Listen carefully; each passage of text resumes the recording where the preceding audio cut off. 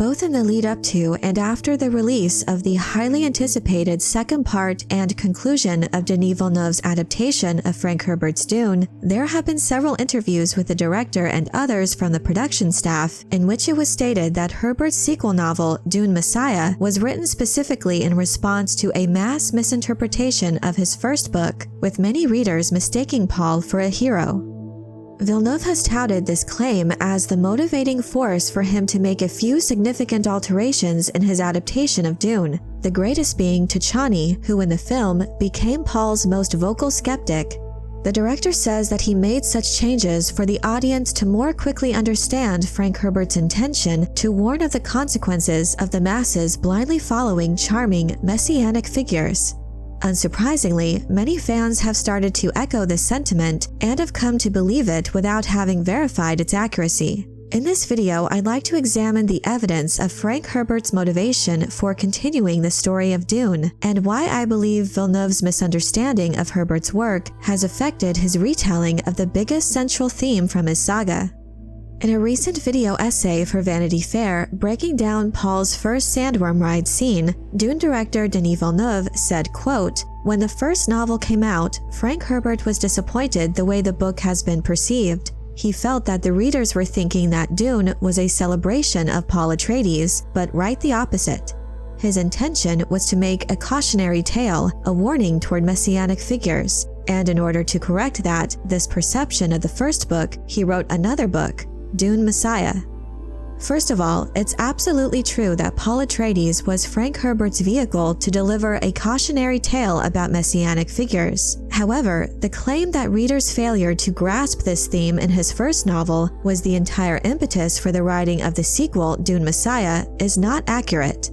In all of my research, I personally have never been able to find a quote or any legitimate source of information where Frank Herbert indicates that Dune Messiah was intended to be any sort of course correction in response to reader misunderstandings. In fact, what I have found regarding Frank Herbert's writing process and his intent in crafting his initial Dune trilogy are quite a few pieces of evidence that contradict Villeneuve's claims and his viewpoint. Speaking at UCLA in 1985, Frank Herbert said, "Well, after 6 years of this marvelously interesting research, I had the system loaded, and I sat down to do a book. The book as I conceived of it was the first 3 books. They were one book in my head, and I told my agent this, and after he recovered from his heart attack, he said, 'Do you think you could split it into 3, at least maybe 4? Well, I split it into 3. This statement confirms Frank Herbert's original intention to create a story that would play out across multiple novels. In an essay that can be found in some publications of Children of Dune, Frank Herbert even confirmed that he had written parts of Messiah and Children of Dune before the first novel, Dune, had been finished. This demonstrates that he already knew at the beginning there would be more of the story to tell, as one novel simply could not contain the many thematic elements he wanted to write about, and in the style he wanted. Frank Herbert had also likened his initial trilogy of novels to a fugue, with Dune as the heroic melody and Dune Messiah its inversion. In other words, the first novel in his saga was meant to establish a hero, with the subsequent novels exploring the myth of the Messiah. According to Herbert, quote, "The problem with leadership is that leaders are human beings, and when they make mistakes, their mistakes are amplified by the numbers who follow without question. And that's why I say think for yourself, ask questions." These consequences are merely alluded to in Dune. They are foreshadowed like clues in a subtle and intriguing manner. In the first book, Liet Kynes recalls the words of his father, "No more terrible disaster could befall your people than for them to fall into the hands of a hero." In one of Princess Irulan's epigraphs that often precede each chapter, she describes Muad'Dib in conflicting terms: warrior and mystic, ogre and saint, the fox and the innocent, chivalrous, ruthless, less than a god, more than a man.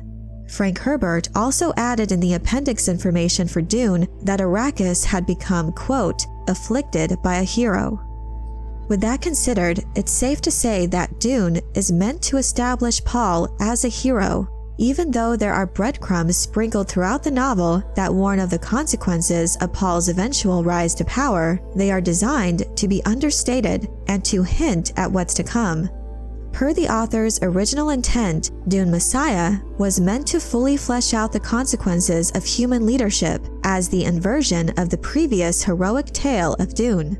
In reality, the reception to Dune Messiah is where fans' misinterpretations or initial misunderstandings actually came to light. Frank Herbert's son Brian has stated in what now serves as the novel's introduction that Dune Messiah is in fact Frank Herbert's most misunderstood novel. According to Brian Herbert, it is this book that many fans struggled with at first, as they, quote, didn't want to see their superhero brought down from his pedestal. Nowhere is it ever implied that Messiah was a course correction. Instead, it appears as if Frank Herbert intended this inversion of his main character's journey from the start. I feel it's important to say that I don't believe Villeneuve has any malice in spreading these false claims about Dune Messiah. Rather, it's much more likely that he's simply misremembering or has been misinformed. As to the reasons why Villeneuve came to believe this, I can only speculate, but either way, it's clear that it caused the director's approach to deviate from the structure of Frank Herbert's writing and the intended way for the author's warning to play out. Villeneuve's misunderstanding of these facts about Frank Herbert's Dune series led to creative choices in his adaptation that saw drastic changes in an attempt to emphasize the author's warning against charismatic leaders.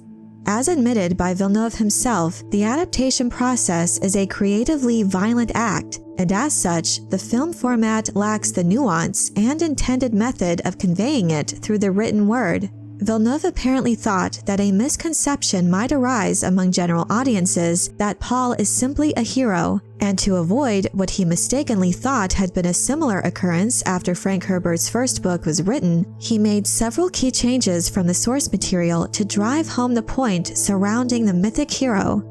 However, the reality is that if readers of Dune and viewers of any adaptation come away from the story thinking of Paul as a hero, it's actually entirely appropriate, because that was exactly the author's intent with the first book.